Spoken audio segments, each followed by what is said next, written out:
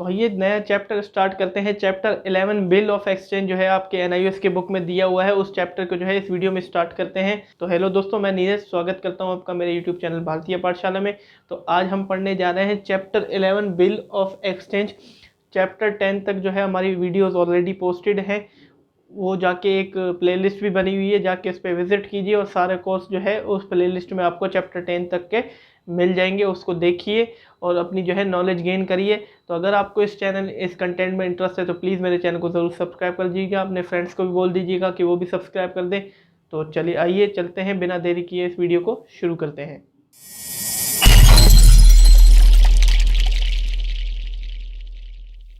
तो दोस्तों देखिए, बिल ऑफ एक्सचेंज आपका जो है चैप्टर दिया हुआ है। इसको पहले समझते हैं कि आखिर ये बिल ऑफ एक्सचेंज होता क्या है। देखिए, एक कहानी के तौर पे मैं आपको जो है ये बिल ऑफ एक्सचेंज समझाऊंगा। बिल ऑफ एक्सचेंज BOE, ठीक है। बिल ऑफ एक्सचेंज के अंडर जो है दो व्यक्ति आते हैं, दो पर्सन जो है बिल ऑफ उसके अंडर आएंगे। मैं किसी के ऐसे ही नाम रख देता हूँ।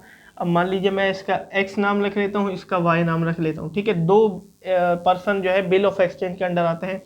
अब मैं जो है Y को एज अ सेलर कंसीडर करता हूँ, ठीक है। Y जो है सेलर है। वैसे एक बिजनेसमैन सेल भी करता है, परचेज करता है, लेकिन इस टाइम जो है Y एक सेलर है जो कि गुड्स बेचता है, और सॉरी X एक सेलर है जो कि गुड्स बेचता है। और अगर X सेलर है तो Y क्या हुआ, वो एक परचेजर हुआ, ठीक है। Y सेलर से गुड खरीदता है। मान लीजिए ये होलसेलर हो गया, ये हमारा क्या हो गया, रिटेलर हो गया। ये इसको जो है गुड्स बेचता है, ठीक है। X सेलर है, Y परचेजर है। अब मान लीजिए कि Y को गुड्स चाहिए X से, लेकिन उसके पास कोई कैश में नहीं चाहिए, उसको चाहिए उधार पे। उसके पास कैश नहीं है इतना, उसको चाहिए क्या, उधार पे, ठीक है। Y ने X से बोला कि मुझे जो है गुड्स उधार पे चाहिए, ठीक है। तो X ने बोला कि मैं तुझे जो है उधार पे दे दूंगा। वैसे जब उधार पे वैसे दिया जाता है तो भरोसा होता है, जाहिर सी बात है, तब दिया जाता है। लेकिन X बोलता है कि मैं तुझे जो है उधार पे वो गुड्स दे दूंगा, लेकिन उसके बदले मेरे को एक रिटर्न डॉक्यूमेंट चाहिए कि इतने, एक स्पेसिफाइड समय चाहिए कि इतने दिन बाद या इतने महीने बाद तू मुझे जो है पैसे दे देगा, ठीक है। इसने बोला ठीक है। अब जो है गुड्स गई, गुड्स किसके पास गई,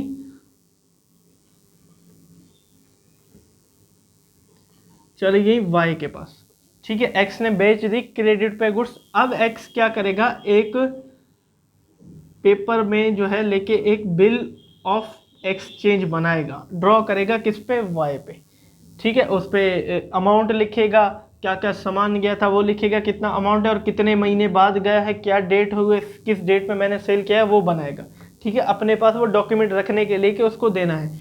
अब आप देखिए, अगर वो X एक डॉक्यूमेंट बनाता है, बिल ऑफ एक्सचेंज बनाता है, तो वो खुद बनाएगा, उसमें अमाउंट लिखेगा, उसमें डेट लिखेगा, तब क्या इसकी वैल्यू रहेगी इतनी, इसकी कोई वैल्यू रहेगी? क्योंकि ये तो X ही बना रहा है लिखने को। तो ये 30,000, मान लीजिए कि 30,000 के गुड्स गए हैं, ठीक है। 30,000 के गुड्स गए हैं, लिखने को वो 40,000 भी लिख देगा कि इतने जो है Y को पे करने हैं, तब इसकी कोई वैल्यू नहीं जाएगी। फिर ये बिल किसके पास जाएगा, ये बिल जो है Y के पास जाएगा।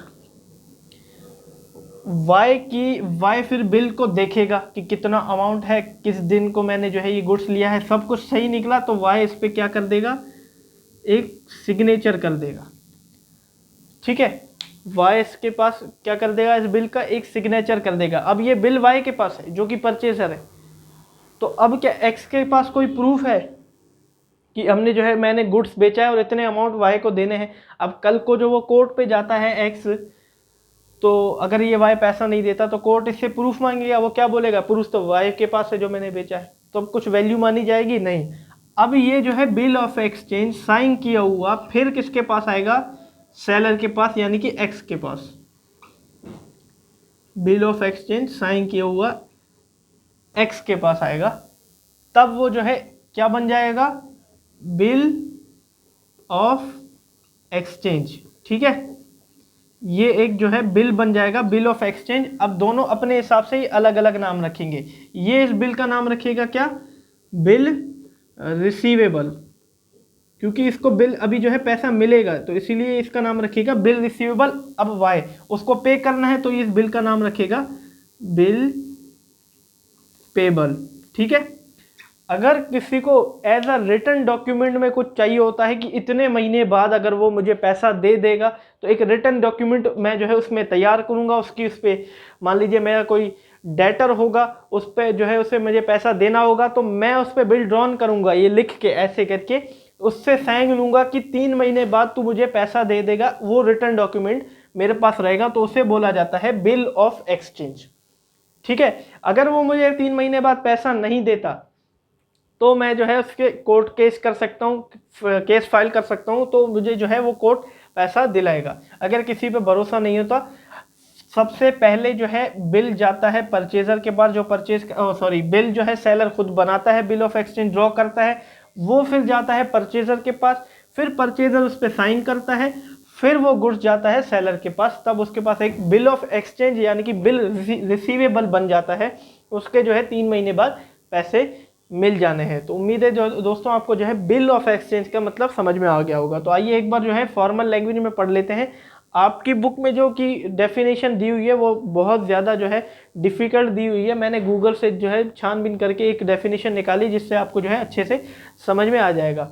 अब देखिए दोस्तों, bill of exchange means a bill of exchange एक बिल है ड्रॉन बाय अ पर्सन, एक पर्सन के द्वारा ड्रॉन किया जाता है, मतलब ड्रॉन जो कर रहा है डायरेक्टिंग टू अनदर पर्सन, मतलब दूसरे एक पर्सन से दूसरे पर्सन पर ड्रॉ किया जाता है, एक पर्सन से दूसरे पर्सन पर ड्रॉ किया जाता है to pay the sum specify sum of money to another person. क्या एक स्पेसिफाई मनी जो अमाउंट होगा वो पे करने के लिए, कि कितने महीने बाद 4 महीने बाद जो है वो पे करेगा, इसीलिए जो एक बिल ऑफ एक्सचेंज जो है एक बिल होता है जो ड्रॉ कर दिया जाता है दूसरे पर्सन पे एक स्पेसिफाई मनी लेने के लिए, कि इतने महीने बाद वो मुझे जो है पैसा दे देगा।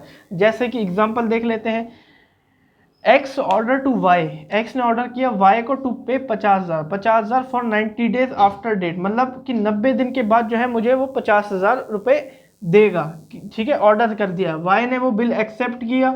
ठीक है, this order sign in by signing, sign करके वो जो है एक्सेप्ट करने को ही साइन करना कहते हैं, साइन करके ही तो एक्सेप्ट करेगा वो his name, then it will be a bill of exchange, कि तब वो जो है बिल बन जाता है। वैसे जो बिल होता है वो ड्रॉ करता है इस पे यानी कि परचेजर पे, वो इस पे साइन करके फिर सेलर के पास भेजा जाता है, तो ये जो है कौन सा बिल बन जाता है, बिल ऑफ एक्सचेंज। जो कि पेई जो होता है, जो पे करता है उसके लिए वो बिल पेबल बनता है, और जो रिसीव करता है उसके लिए वो क्या बनता है, बिल रिसीवेबल बनता है। और ये सारा काम जो है अंडर किसके आता है, section 5 of negotiable act instrument act 1881, एक निगोशिएबल इंस्ट्रूमेंट एक्ट जो कि 1881 का था, उसके सेक्शन 5 के अंडर जो है ये सारा काम आता है बिल ऑफ एक्सचेंज का। ठीक है, उम्मीद है दोस्तों जो है आपको अच्छे से समझ में आ गया होगा बिल ऑफ एक्सचेंज का मतलब। तो आइए अब इसके फीचर्स पढ़ते हैं, इससे क्या होगा और अच्छे से जो है आपको समझ में आ जाएगा। तो आइए दोस्तों हम पढ़ते हैं feature of bill of exchange की, इसके क्या क्या इसकी विशेषता है, इसके फीचर्स क्या है, इससे आपको जो है अच्छे से समझ में आ जाएगा। क्योंकि फीचर्स में जो है एक हिसाब से मीनिंग छुपी होती है। कोई अगर हम टॉपिक पढ़ते हैं उसके फीचर्स में जो है अच्छे से हमें मीनिंग समझ में आ जाती है कि क्या होता है वो, जो अगर हम टॉपिक पढ़ रहे हो। लेकिन अब जैसे कि हम बिल ऑफ एक्सचेंज टॉपिक पढ़ रहे हैं, तो उस टॉपिक के फीचर को पढ़ के जो है और अच्छे से हमें जो है समझ में आ जाएगा कि असल में बिल ऑफ एक्सचेंज होता क्या है। अब देखिए, इट इज़ एन इंस्ट्रूमेंट, ये एक इंस्ट्रूमेंट है, एक हिसाब से आप जो है इसको बिल समझ लीजिए। Drawn by the creditor, draw करता है क्रेडिटर अपॉन हिज डेटर। देखिए इसको आप समझना कि ये डेटर पे ड्रॉ करता है बिल को। डेटर मतलब जिसको हमने, जाहिर सी बात है, अगर गुड्स सोल्ड की होगी क्रेडिटर पे, क्रेडिट पे, उधार पे हमने गुड्स सोल्ड की होगी, तो सामने वाली पार्टी हमारी डेटर ही तो हुई, तो ये बिल उस पर ड्रॉन होता है। और इस पे कौन ड्रॉ करता है, क्रेडिटर ड्रॉ करता है। यानी कि बात कि हम क्रेडिटर ही हुए, जाहिर सी बात है हमने गुड्स सोल्ड की, तो जिसने परचेज की होगी तो उसके लिए हम क्रेडिटर ही तो हुए, कि इसलिए हम क्रेडिटर हुए। ठीक है, और सामने वाली हमारी पार्टी डेटर हुई। ठीक है, इसीलिए ये बोल रहा है कि drawn by the creditor upon his debtor. ठीक है, अगर हम किसी को गुड्स सोल्ड करते हैं और जिस पार्टी को हमने गुड्स सोल्ड की है, तो वो उसके लिए हम तो क्रेडिटर हुए ना, ठीक है, उससे तो हमें पैसे देने हैं, वो हमारा उसके लिए हम क्रेडिटर हुए, लेकिन वो हमारे लिए क्या हुआ, डेटर हुआ। इसीलिए जो है हम ड्रॉ करते हैं, मतलब क्रेडिटर, हम क्रेडिटर हुआ, हम क्रेडिटर ड्रॉन करते हैं अपने डेटर पे ये बिल, ये एक इंस्ट्रूमेंट है। ठीक है, it contents an unconditional order to pay a specify money. इसके अंदर क्या होता है कि एक अनकंडीशनल ऑर्डर होता है। इसमें क्या होता है कि अनकंडीशनल मतलब बिना शर्त का ऑर्डर होता है, कि इस कोई शर्त नहीं है इसके अंदर, कि एक अमाउंट जो है स्पेसिफाई अमाउंट इस बिल के अंदर होता है, वो जो है पे करना होता है पेयर को, जो सामने वाली पार्टी होती है, बिना कोई शर्त के जो है से ये अमाउंट पे करना होता है। इस बिल के अंदर जो है ये भी होता है। द स्पेसिफाई अमाउंट जो होता है, specify amount is payable to the person. ठीक है, वो जो देता वो है जो person name in the bill, जिसका जो है पर्सन का नाम होगा वो बिल पे, या जो है वो जिसका ऑर्डर होगा, या वो जो बियरर होगा, जो बियर कर रहा हो, मतलब जिसको हमने सोल्ड की है गुड्स, वही जो है वो अमाउंट पे करेगा हमें। फोर्स आ जाते हैं, the bill must be sign, वो बिल जो है साइन होना मैंडेटरी है, वो साइन होना चाहिए, क्योंकि बिना साइन के उसकी वैल्यू ज़ीरो है। ठीक है, वो साइन होना चाहिए, एक्सेप्टेड बाय द मेकर, जिसने बनाया है उसके द्वारा भी एक्सेप्टेड होना चाहिए। अगर बिना साइन होगा तो उसकी कोई वैल्यू ही नहीं रहेगी। अगर कल को कोर्ट केस हो जाता है, अगर उसकी साइन नहीं मिली तो उसे जो है, मान लीजिए जैसे कि मैंने बिल बनाया हो अपनी डेटर पे, उसको मैंने भेजा ही नहीं है साइन करने के लिए, कल को अगर मैं, वो पार्टी मुझे वो पैसा देने से मना करती है, मैं उस पर अगर केस भी कर देता हूँ तो कोई फ़ायदा नहीं है, क्योंकि मेरे बिल की वैल्यू ज़ीरो है कोर्ट के आगे, क्योंकि उसने वो एक्सेप्ट ही नहीं किया, ना उसने जो है वो साइन करी है। इसीलिए जो है मुझे लॉस बियर करना पड़ेगा अपना खुद का, वो जो है सामने वाली पार्टी से मुझे पैसा नहीं मिल पाएगा। इसलिए जो है ये बोल रहा है कि the bill must be sign accepted by the maker. अब आ जाते हैं, the bill specified the date by which the amount should be paid. The bill में जो है ये भी स्पेसिफाई होना चाहिए, वो डेट स्पेसिफाई होनी चाहिए कि जब वो जो है पैसा देगा। मान लीजिए अगर 3 महीने बाद बोलता है, तो 1 अप्रैल को अगर हमने बेचा है तो 3 महीने बाद अप्रैल, मई एंड जून, 1 जून, वैसे तो 3 जून होना चाहिए था, वो मैं आपको बताऊंगा कि वो क्यों होता है। तो उस डेट भी जो है स्पेसिफाई होनी चाहिए जब वो जो है हमें पैसा देगा। It can be payable to the bearer, ये जो है बियरर को जो है भुगतान दे होना चाहिए, मतलब कि इतना वो पे कर सके, ये होना चाहिए। ठीक है, अब आइए दोस्तों समझते हैं इसकी पार्टीज़ की क्या, कौन कौन सी पार्टीज़ होती हैं इस बिल में, कितनी 4 पार्टी एक हिसाब से हमने जो है आपकी बुक में दे रखी हैं, वो मैं आपको बता दूंगा। इन दोनों में ये दोनों सेम है और ये दोनों सेम है, क्यों अलग इसको कर रखा है वो भी मैं आपको जो है अभी बता रहा हूँ। तो सबसे पहले जो है पार्टीज़ आपकी दे रखी है ड्रॉवर। ठीक है, पहली पार्टी आपकी होती है ड्रॉवर, जो बिल को बनाती है और भेजती है किस पे, अपने वाले डेटर पे, जिसको जो है वो अमाउंट पेना। जैसे कि मैं एक ड्रॉवर हूँ, अगर मैं गुड्स सोल्ड करता हूँ क्रेडिट पे और मुझे वो अमाउंट चाहिए 3 महीने बाद, तो मैं बन गया ड्रॉवर। पहली पार्टी मैं हूँगा, वो हूँगा मैं ड्रॉवर, जो कि बिल को बनाता है और जो है अपने डेटर पे उसको सेंड करता है। दूसरा होता है ड्रॉई, जो बिल को एक्सेप्ट करती है और उसको साइन करती है कि वो अमाउंट दे देगी। ठीक है, पेयर मान लीजिए इसको। ठीक है, पेयर भी आप पेयर इसको जो है मान सकते हैं, जो बिल को एक्सेप्ट करती है और साइन करती है। अब थर्ड आ जाता है एक्सेप्टर। ठीक है, एक्सेप्टर और ड्रॉई सेम हम इसको मान सकते हैं। ठीक है,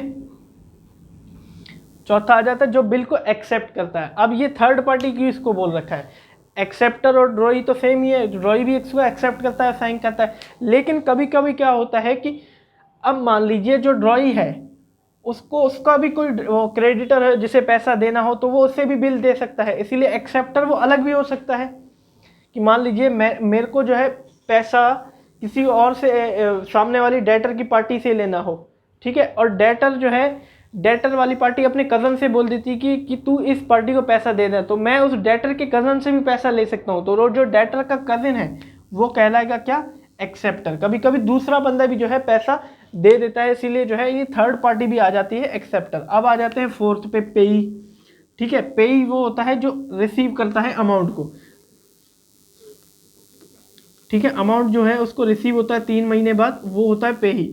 वैसे ड्रॉई और ड्रॉअर और पेई जो है वो दोनों सेम होते हैं, लेकिन फोर्थ पार्टी इसको भी इसलिए बना दिया गया है तो कभी कभी जो है पेई जो रिसीव करता है, मान लीजिए मुझे जो है मैंने बिल ड्रॉ किया एक सामने वाली पार्टी पे, ठीक है, सामने वाली पार्टी पे बिल ड्रॉ कर दिया, मैं मेरे लिए जो है एक बिल रिसीवेबल बन गया, क्योंकि 3 महीने बाद मैं उससे जो है 30,000 रुपये सामने वाली पार्टी से लूँगा। लेकिन मुझे 30,000 रुपये किसी और पार्टी को पे करना हो तो मैं सीधा सीधा उसे उठा के बिल दे दूंगा। तो अब वो कौन सी पार्टी बनेगी, वो पार्टी बनेगी पेई पार्टी, ठीक है।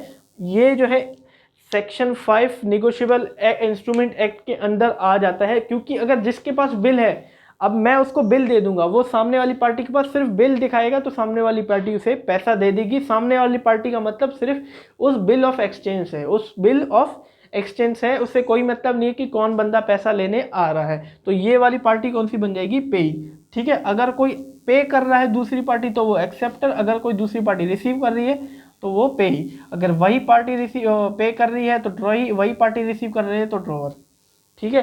4 पार्टीज जो है आपकी बुक में गिवन थी। अब दोस्तों आप जो है बिल ऑफ एक्सचेंज का एक देख लीजिए कि ये बिल दिखता कैसे। इस पे आपका जो है साइन यानी कि वो स्टैम्प और वो अमाउंट और डेट आ जाती है, और किसको पे करना है वो भी आ जाते हैं, और बिल किसके द्वारा बना है वो भी आ जाता है, आप देख सकते हैं स्क्रीन पर। तो आइए दोस्तों आप सीखते हैं प्रोमिसरी नोट को कि प्रोमिसरी नोट क्या होता है। तो आइए दोस्तों आप समझते हैं प्रोमिसरी नोट को कि प्रोमिसरी नोट क्या होता है। बिल ऑफ एक्सचेंज हमें जो है अच्छे से समझ में आ चुका है, अब बारी है जो प्रोमिसरी नोट को समझने के लिए।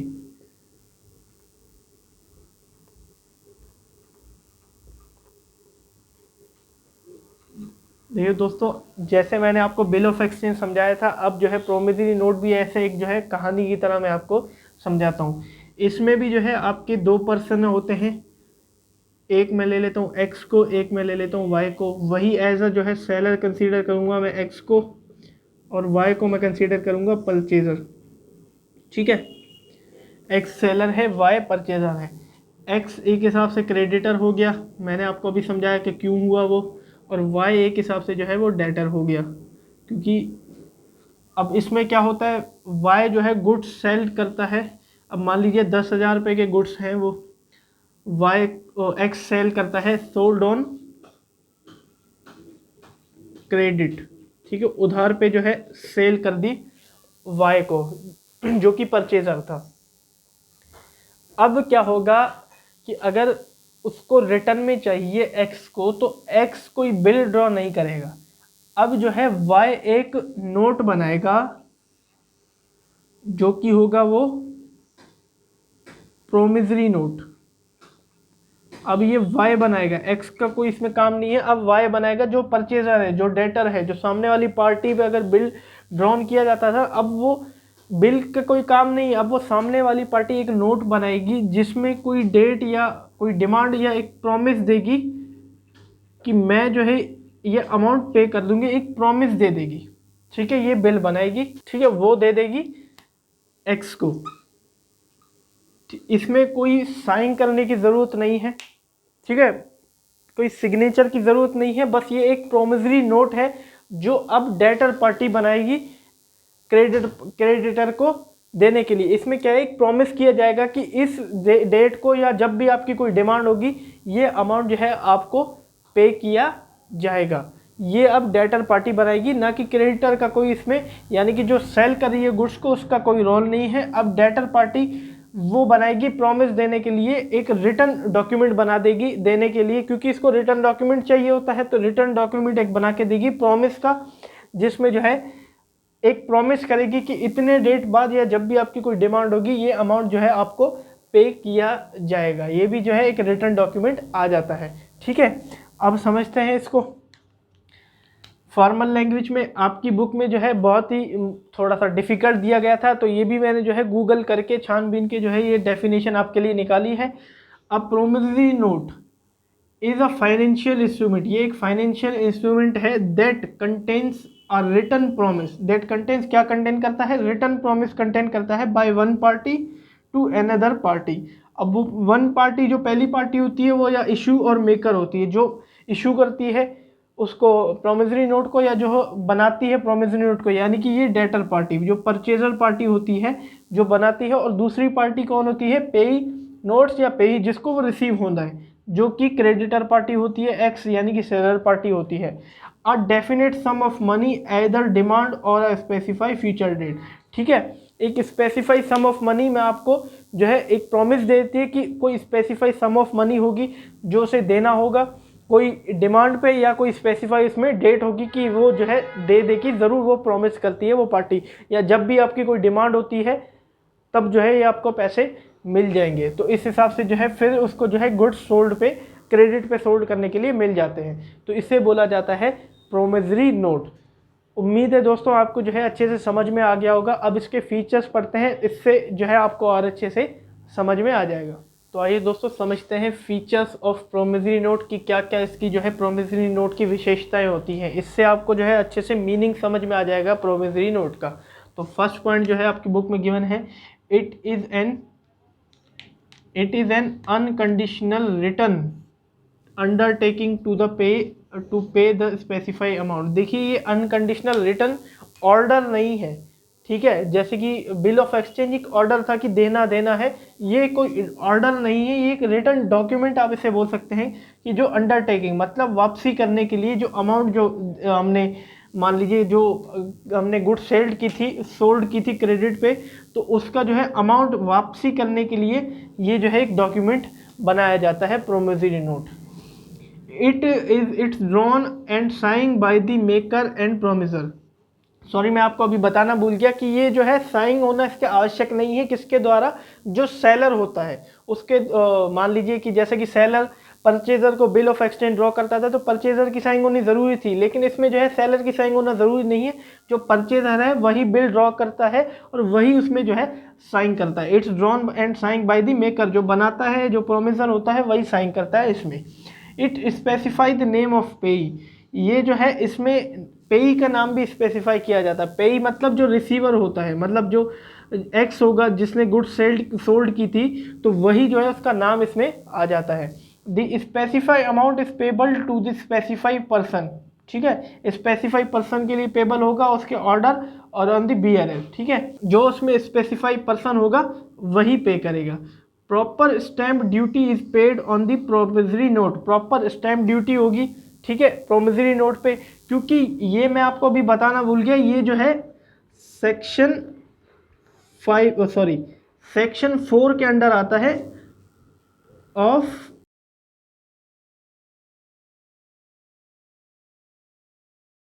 निगोशिएबल इंस्ट्रूमेंट एक्ट 81 के सेक्शन 4 के अंडर आता है। जैसे कि बिल ऑफ एक्सचेंज सेक्शन 5 के अंडर आता था, ये जो है सेक्शन 4 के अंडर आ जाता है।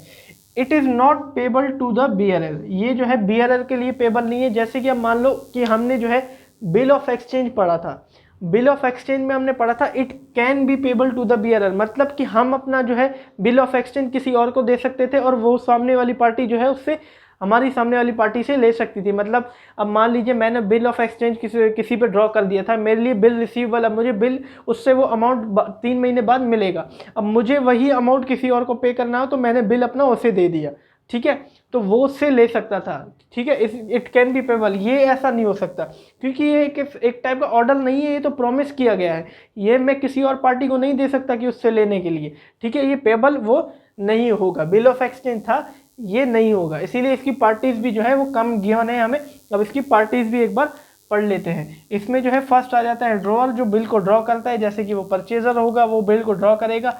दूसरा आ जाता है ड्रॉई, जो बिल को रिसीव करता है, ठीक है, साइन यही करता है ड्रॉअर ही, ठीक है, वो जो बिल को रिसीव करता है, और उसमें जो द पेई जो कि वो रिसीवर होता है, ठीक है, मान लीजिए वो अमाउंट का जो है, वैसे ड्रॉई और रिसीवर जो कि सेम पार्टी होती है इसमें प्रोमिसरी नोट में, क्योंकि और कोई थर्ड पार्टी इसमें होती ही नहीं, हम किसी को ना पकड़ा सकते हैं वो बिल, ठीक है, ये दोनों जो है वो सेम पार्टीज होती हैं। हमें जो है ज़्यादा प्रोमिसरी नोट पे ध्यान नहीं देना, हमें जो है बिल ऑफ एक्सचेंज पे ज़्यादा ध्यान देना है, उसी की जो है हमें आगे चैप्टर में जर्नल एंट्रीज पास करनी होती है। तो आइए दोस्तों इसका एक बार डिफरेंस पढ़ लेते हैं और इस वीडियो को ख़त्म करते हैं। तो आइए दोस्तों इस वीडियो का लास्ट टॉपिक पढ़ते हैं, difference between bill of exchange and promissory note. Promissory note और बिल ऑफ एक्सचेंज के बीच क्या क्या डिफरेंस है उसको पढ़ते हैं। जो आपकी बुक में गिवन है वही मैं जो है आपको इसमें पढ़ाऊँगा। इट कंटेन्स, अब देखिए सबसे पहले बिल ऑफ एक्सचेंज है, फिर जो है आपका प्रोमिसरी नोट आता है, एक एक पॉइंट करके हम जो है इसको समझते हैं। It contains an order to pay, ये क्या करता है, एक ऑर्डर टू पे, ऑर्डर फेंकता है, मतलब कि देना ही देना है। ये ऑर्डर टू पे मतलब कि इतना अमाउंट लिख के देता है कि 3 महीने बाद अगर कोई डेट गिवन है या 4 महीने बाद डेट गिवन है, उसमें जो है उसको सामने वाली पार्टी यानी कि डेटर पार्टी को देना ही देना है। It contains a promise to pay, ये जो है प्रॉमिस करता है, ऑर्डर नहीं देता कि इतने महीने बाद की मेरा प्रॉमिस है मैं दे दूंगा, ये ऑर्डर करता है, ये जो है प्रॉमिस करता है। इट रिक्वायर एक्सेप्टेंस, इसको जो है एक्सेप्टेंस की रिक्वायरमेंट है कि सामने वाली पार्टी यानी कि डेटर पार्टी की एक्सेप्टेंस की ज़रूरत है। इट डजेंट नीड एक्सेप्टेंस, इसको जो है एक्सेप्टेंस की ज़रूरत नहीं है, ये बस दिया जाता है, इसको एक्सेप्टेंस की ज़रूरत नहीं है। The liability of the drawer arises only if the acceptor does not पे, ठीक है। ये जो है लायबिलिटी तब ड्रॉअर की अराइज होती है जब एक्सेप्टर जो होता है वो पे नहीं करता, ठीक है। The promiser has the primary liability to pay, इसकी तो प्राइमरी लायबिलिटी जो होती है पे करना है, प्राथमिक दायित्व जो है इसका प्रोमिसर का यही होता है। क्रेडिटर इज द ड्रॉअर, इसमें जो है ड्रॉअर क्रेडिटर होता है। जैसे कि मैं अगर एक्स हूँ जो सेलर हूँ, तो मैं जो है इस बिल ऑफ एक्सचेंज को ड्रॉ करूंगा, जो मैं एक हिसाब से क्रेडिटर हूँगा सामने वाले पार्टी के, तो ड्रॉ मैं करूंगा उस पर। तो इसमें जो है क्रेडिटर होता है ड्रॉअर, और इसमें जो है डेटर होता है, मतलब सामने वाली डेटर पार्टी जो है ड्रॉअर होती है, जिसको हमने बेचा है वही हम पे जो है ये प्रोमिसरी नोट ड्रॉ करती है। अब इसमें क्या होता है बिल ऑफ एक्सचेंज में, the drawer and payee generally are the same party, drawer जो बिल को ड्रॉ करती हैं और पेई जो बिल को एक्सेप्ट करती हैं, ये दोनों जो है सेम पार्टीज होती हैं, ठीक है।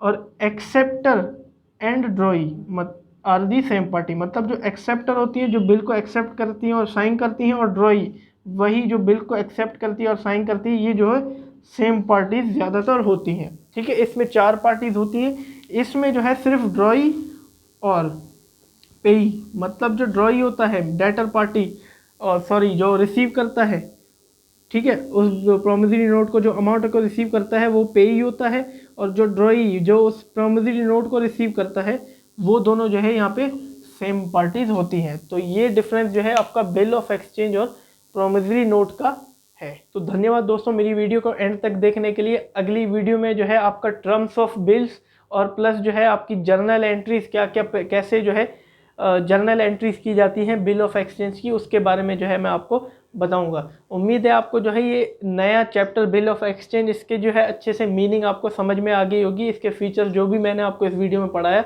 उम्मीद है आपको जो है अच्छे से समझ में आ गया होगा। अब अगली वीडियो में जो है हम इसके प्रैक्टिकली जो है किस तरीके से इसकी एंट्रीज़ की जाती है, इस पूरे चैप्टर में जो है सिर्फ जर्नल एंट्रीज़ हमें करनी होती हैं, तो वो किस हिसाब से एंट्रीज़ की जाती हैं उसके बारे में सीखेंगे। अगर आपको वीडियो अच्छी लगी हो तो प्लीज़ मेरी वीडियो को लाइक कर दीजिएगा, मेरे चैनल को सब्सक्राइब कर दीजिएगा। तो चलते हैं हम भी, हैव अ नाइस डे।